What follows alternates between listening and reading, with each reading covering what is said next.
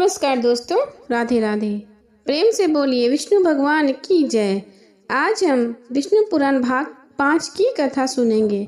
पिछले वीडियो में हमने भाग 4 तक की कथा सुनी थी। अब हम सुनते हैं आगे की कथा। इस कथा में हम सुनेंगे कैसे भगवान विष्णु ने वराह अवतार लिया। जब ब्रह्मा जी हवन कर रहे थे उस समय हवन कुंड से एक शुभ्र कांति मंडित एक कण निकल आया और बढ़ते बढ़ते उसने एक जंगली सुअर का रूप धारण कर लिया। उस सुअर को विष्णु का अवतार मानकर ब्रह्मा आदि देवताओं ने यज्ञ करना शुरू कर दिया। वराह श्वेत आदि वराह के रूप में उनकी स्तुति करने लगे। जब वराह बढ़ते बढ़ते एक विशाल रूप धारण कर लिया, उनका शरीर बहुत ही बलिष्ठ था। उसका चर्म एक कठोर तत्व जैसे था, वज्र जैसे उसके जबड़े थे। उसकी आंखों से अरुण कांति आ रही थी और रोए स्वर्ण जैसे चमक रहे थे। वह सारे विश्व को गुंजाते हुए हुंकार मार रहे थे। उसके माथे पर खड्ग जैसे सिंह दमक रहे थे। वराह तेज गति से सरातल की ओर दौड़ पड़ा। उसकी गति से सारी दिशाएं हिलने लगी। प्रलयकालीन आंधी चलने लगी। यज्ञ वराह ने रसातल समुद्र के भीतर डूबी हुई पृथ्वी को अपने सिंह पे रखकर ऊपर उठाकर ले आए। उसी समय हिरण्याक्ष ने वरुण पर हमला करके युद्ध के लिए उससे ललकारने लगे। वरुण ने कहा, तुमको तो मेरे साथ युद्ध करना नहीं है, तुम तो महान वीर हो, इसलिए तुम्हें पृथ्वी को ऊपर उठाने वाले परम शक्तिशाली यज्ञवराह के साथ युद्ध करना होगा। इस पर वह तत्काल यज्ञवराह से जूझ पड़ा। वराह रूपी धारी विष्णु भगवान के साथ हिरण्याक्ष पराक्रम पूर्वक लड़ते हुए विष्णु के गदा को उड़ाकर ताल ठोकता हुआ खड़ा हो गया। विष्णु भगवान उसके युद्ध कौशल की प्रशंसा की और उन्होंने फिर से गदा को अपने हाथ में धारण किया। इसके बाद उन दोनों के बीच भयंकर युद्ध हो गया। अंत में वराह अवतार भगवान विष्णु ने अपने सिंह से वार से हिरण्याक्ष को मार डाला। वराह अवतार रूपी धारण भगवान विष्णु ने भूदेवी ने वर लिया। ब्रह्ममूर्ति ने भूदेवी को उठाकर अपनी जांघ पर बिठा लिया। ब्रह्मा आदि देवताओं ने उन पर फूलों की वर्षा की और जगतपति के रूप में अनेक प्रकार की स्तुति करने लगे। वराह अवतार के हाथों अपने छोटे भाई का वध करने वाले विष्णु से बदला लेने के लिए संकल्प से हिरण्यकश्यप ने ब्रह्मा भगवान से वरदान प्राप्त करना चाहा। इस विचार से वह ब्रह्मा को प्रसन्न करने के लिए तपस्या करने चला गया। उस समय उसकी पत्नी लीलावती गर्भवती थी।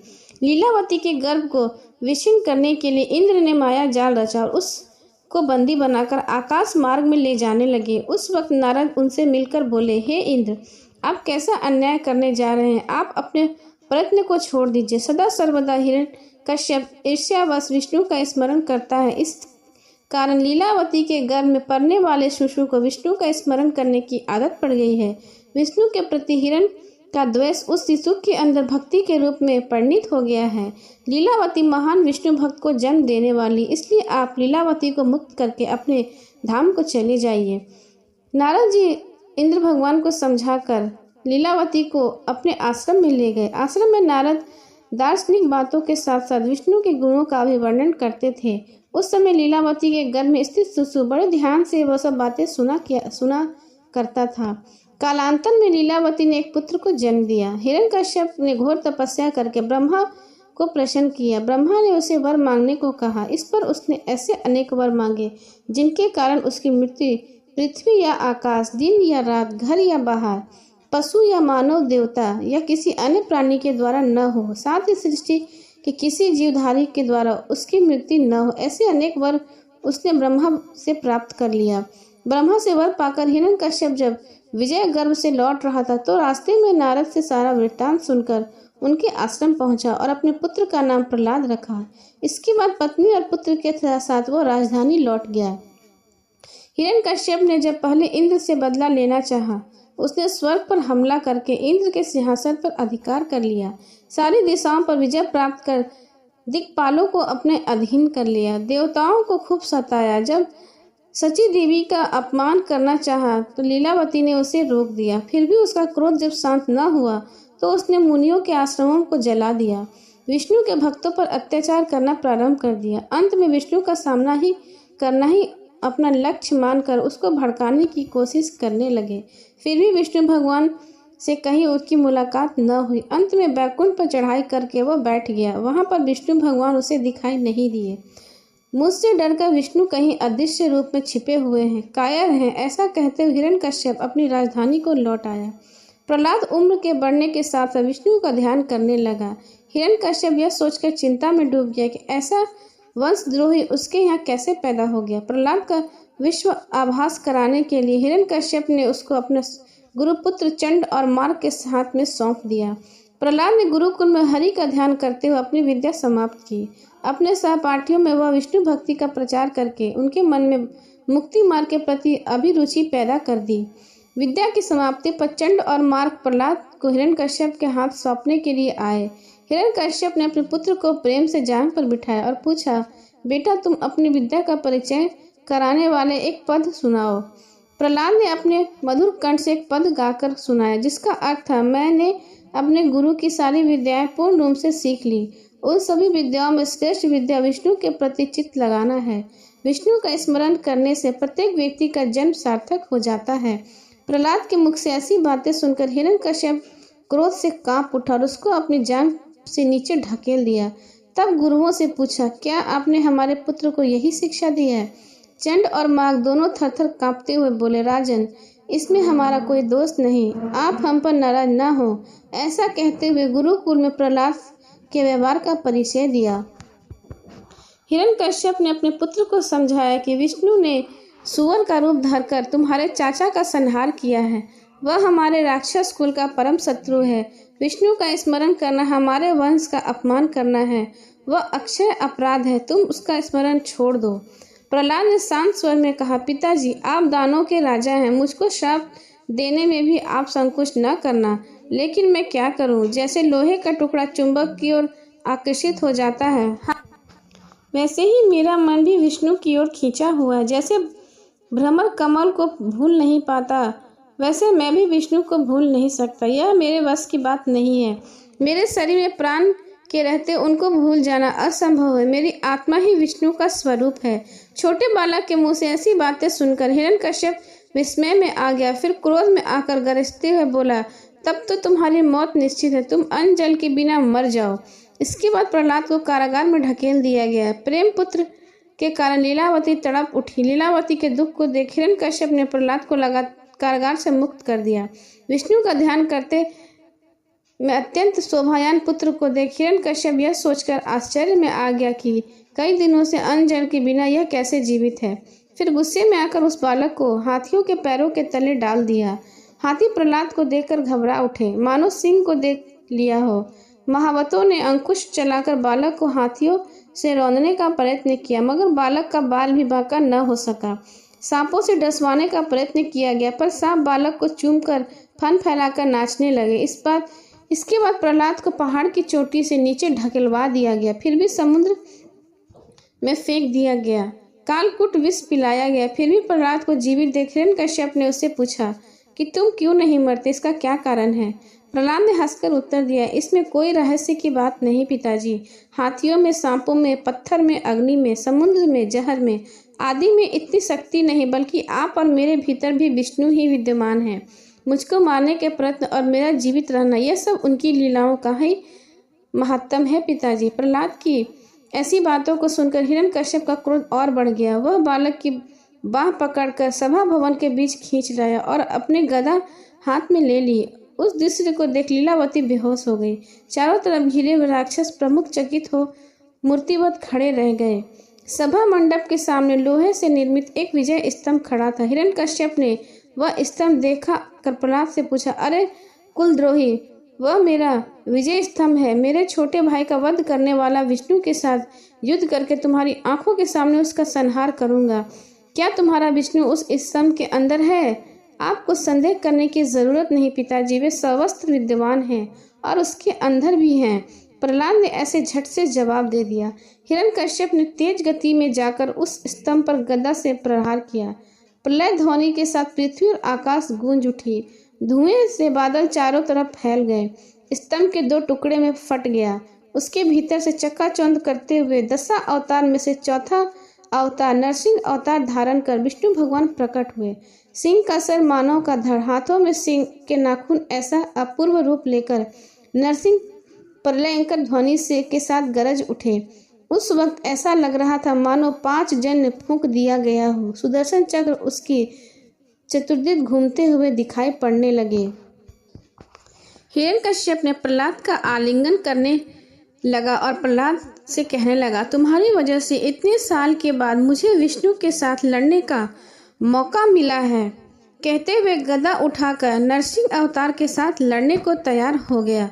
नरसिंह ने प्रलय गर्जन करते हुए उछलकर हिरण्यकश्यप को फाड़ दिया और उनको सभा भवन के द्वार पर लटका दिया। इसके बाद अंदर व बाहर से अतीत के द्वार के चबूतरे पर रात व दिन से परे संध्या के समय आकाश व पृथ्वी से भिन्न अपनी जांघों पर रहकर अस्त्र शस्त्र से परे अपने नाखूनों से उन्होंने ब्रह्मा से प्राप्त सभी वरदानों से भिन्न हिरण्यकश्यप को मार डाला। उसके बाद नरसिंह अवतार भगवान विष्णु ने प्रहलाद को अपने पिता का राज्य संभालने का आदेश दिया और फिर उसको आशीर्वाद देकर भगवान विष्णु वहां से अंतर ध्यान हो गए। इस प्रकार जय और विजय का पहला जन्म समाप्त हो गया। विष्णु के आदेश अनुसार प्रहलाद ने चिरकाल तक राज्य शासन किया और उसके बाद अपने पुत्र विरोचन को गद्दी पर बिठाकर विष्णु भक्ति से प्रेरित होकर जंगलों में वह चले गए। प्रहलाद पुत्र विरोचन के बाद उसका पुत्र बलि गद्दी पर बैठा। क्षीर सागर के मंथन के समय उच्च सर्वा नामक घोड़ा जो पैदा हुआ था उस पर बलि ने अधिकार कर लिया। राक्षसों के शिल्पी मय ने उसके लिए जल थल व गगन में विचरण करने वाला वाहन बनाकर दिया। अमृत की प्राप्ति से राक्षसों के साथ जो अन्याय हुआ उसका बदला लेने के विचार से बलि देवताओं के साथ लड़ने को तैयार हो गया। देवताओं ने अमृत का सेवन किया, इसलिए बड़े ही उत्साह के साथ उन्होंने राक्षसों का सामना किया। बलि ने इंद्र के साथ भयंकर युद्ध किया। उस संग्राम में राक्षस बुरी तरह हार गए। राक्षसों के गुरु शुक्राचार्य ने मित्र संजीवनी विद्या के द्वारा मित्र राक्षसों को पुनः जीवित कर दिया। देवताओं के मुंह की खाने के बाद बलि ने बड़े लगन से राक्षसों को फिर से संगठित किया तथा देवताओं को हराकर अपने राज्य का विस्तार किया। सारे भूमंडल पर अधिकार करके बड़ी दक्षता के साथ वह राज्य करने लगा। बलि चक्रवर्ती कहलाया। शुक्राचार्य ने उसके द्वारा 100 अश्वमेध कराए। इसके बाद बलि ने स्वर्ग पर आक्रमण कर दिया। उसके हमले से घबराकर स्वर्ग के सभी देवता जंगलों में भागने लगे। दिक्पाल की बलि चक्रवर्ती की अधीनता को स्वीकार करके उसके आदेशों का पालन करने लगे। स्वर्ग, मर्त्य और पाताल लोकों पर चक्रवर्ती बलि न्याय और धन पूर्वक शासन करने लगा। उस समय इंद्र की माता अदिति अपने पति कश्यप से बोली, हमारी संतान बने देवता तथा यची व इंद्र जंगलों में असहाय घूम रहे हैं। उन्हें पुनः स्वर्ग पाने का कोई उपाय हो तो कृपया करके हमें बताइए। बलि चक्रवर्ती सूतल लोक में पहुंचकर पाताल सम्राट के रूप में प्रतिदिन विष्णु के चरणों की अर्चना करने लगा। इस कारण देवताओं को स्वर्ग और इंद्र को स्वर्ग पर अधिपत्य फिर से प्राप्त हो गया। इस पर कश्यप ने कहा कि तुम विष्णु के प्रति भक्ति पूर्वक व्रत आचरण करो। अदिति ने कश्यप के उपदेश अनुसार विष्णु के प्रति आराधना करके उनको प्रसन्न किया। विष्णु भगवान ने बताया कि तुम्हारे गर्भ से जन्म धारण करके देवताओं ने फिर से स्वर्ग वापस दिलाऊंगा। इस प्रकार विष्णु ने अदिति व कश्यप के यहाँ बौने शिशु के रूप में जन्म धारण करके 10 अवतारों में से 5वां अवतार वामन अवतार लिया। वामन ने उपनयन के बाद वैदिक विद्याएं समाप्त कर ली और इंद्र के छोटे भाई तथा अदिति के प्यारे पुत्र के रूप में पलने लगे। उस समय बलि चक्रवर्ती नर्मदा नदी के तट पर शुक्राचार्य से विसर्जित यज्ञ प्रारंभ करके अपार दान दे रहा था। वामन ने जनेऊ हिरण का चर्म व कमंडल धारण किया, छाता हाथ में लेकर खड़ाव पहन लिया और मूर्तिभूत ब्रह्मादेश के साथ बलि चक्रवर्ती के पास चल पड़े। छोटे छोटे डग भरने वाले वामन को देख यज्ञशाला में एक तिर सभी लोग प्रसन्न हो उठे। वामन ने बलि चक्रवर्ती के समीप जाकर जय जय जयकार करने लगे। वामन को देखते ही बलि के मन में अपूर्व आनंद हुआ। उसने पूछा, अरे मुन्ने, तुम कहाँ से आए हो? अभी शिशु के अवतार में ही हो। तुम कौन हो? एक नए ब्रह्मचारी के रूप में कहाँ चले जा रहे हो? मैं तुमसे ही मिलने आया हूँ। मैं अपना परिचय क्या दूँ? सब लोग मेरे ही हैं, फिर भी इस वक्त मैं अकेला हूँ। वैसे मैं संपदा रखता हूँ, इस पर समय एक याचक हूँ। तुम्हारे दादा परदादा महान वीर थे। तुम्हारे शौर्य और पराक्रम दिगंत का व्यापक है। वामन ने कहा। इस पर बलि चक्रवर्ती हंसते हुए बोला, आपकी बातें तो कुछ विचित्र मालूम होती हैं। आप शौर्य और पराक्रम की चर्चा कर रहे हैं, युद्ध करने की प्रेरणा तो नहीं देंगे, क्योंकि इस वक्त मैं यज्ञ की दीक्षा ले रहा हूँ। इस पर वामन बोले, वाह, आपने कैसी बात कही। महान बलि पराक्रमी बने आपके सामने बौना बने हुए मेरी गिनती ही क्या है। आपका यश सुनकर याचना करने आया हूँ। अच्छी बात है, मांग लीजिए। आप जो भी मांगेंगे वही देने का वचन मैं तुम्हें देता हूँ, चक्रवर्ती ने कहा। इस पर शुक्राचार्य ने बलि को बुलाकर समझाया, ये वामन अवतार साक्षात भगवान विष्णु का रूप है। तुम्हें धोखा देकर तुम्हारा सर्वस्व लूटने के लिए आए हैं। तुम उन्हें किसी प्रकार का दान मत दो। बलि चक्रवर्ती ने कहा, विष्णु जैसे महान व्यक्ति मेरे सामने याचक बनकर हाथ फैलाते हैं तो मेरे हाथों द्वारा कोई दान देने से मेरे लिए क्या भाग्य की बात मानी जाएगी। यह मेरी अद्भुत विजय का परिचायक भी होगा। इसके अतिरिक्त वचन देकर उसे विमुख हो जाना भी उचित नहीं। मेरा वचन झूठा साबित हो जाएगा। आत्मरक्षा के वास्ते किए जाने वाला कर्म असत्य नहीं कहलाता, पर अनुचित धर्म भी आत्महत्या के सदृश से ही माना जाता है। शुक्राचार्य ने कहा, चाहे जो हो, वे चाहे मेरे साथ कुछ भी करें या मैं हार जाऊं, फिर भी वह मेरी पराजय नहीं मानी जाएगी। यह धर्म वीरता ही होगी। वैसे शिव चक्रवर्ती आदि जैसे दान करके यश पाने की कामना मेरे अंदर नहीं है, परंतु वचन देकर इसके बाद उससे मुकर कर कायर कहलाना मैं नहीं चाहता। बलि चक्रवर्ती ने अपने गुरु शुक्राचार्य से कहा। ऐसी बातें सुनकर शुक्राचार्य क्रोध में आ गए और श्राप देने के स्वर में बोले, तुम्हारे गुरु होने के नाते मैंने तुम्हारे हित के लिए जो बात कही है उन्हें तुम धिक्कार रहे हो। याद रखो, तुम अपने राज्य तथा सर्वस्व से हाथ धो बैठोगे। बलि चक्रवर्ती ने विनय पूर्वक कहा, गुरुदेव, आप नाहक अपशब्द के शिकार हो गए। मैं यह सब प्रकार सुख दुखों को समान रूप में स्वीकार करते हुए दान देने के लिए तैयार हो गया हूँ, पर आपका यह श्राप विष्णु के लिए वरदान ही साबित हुआ, क्योंकि गुरु के वचन का धिक्कार करने से उपलक्ष्य में प्राप्त श्राप को विष्णु केवल अमल करने वाले हैं, पर अन्यायपूर्वक उन्होंने बलि के साथ दगा किया। इस अपशय से वे दूर हो गए हैं। मैं आपके श्राप को स्वीकार करता हूँ। शुक्राचार्य का चेहरा सफेद हो उठा। उन्होंने लज्जा के मारे सर झुका लिया। वे निरुत्तर हो गए। इसके बाद बलि वामन के पास जाने लगी। तब शुक्राचार्य ने कहा, हे दानवराज, यह विनाश केवल तुम्हारे लिए ही नहीं है, बल्कि समस्त दानव वंश का है और हम सब के लिए अपमान की बात है। शुक्राचार्य ने राजा बलि को फिर से चेतावनी दी। यही नहीं, बल्कि एक दानव ने न्याय पूर्ण शासन किया, धर्म का पालन किया और विष्णु को भिक्षा दी। इस प्रकार समस्त दानव वंश के लिए यश का भी तो कारण बन सकता है। बलि यों कहकर वामन के पास जा पहुंचे। इसी प्रकार से विष्णु पुराण भाग 5 की कथा समाप्त होती है। अगले भाग की कथा हम अगले वीडियो में सुनेंगे। प्रेम से बोले विष्णु भगवान की जय।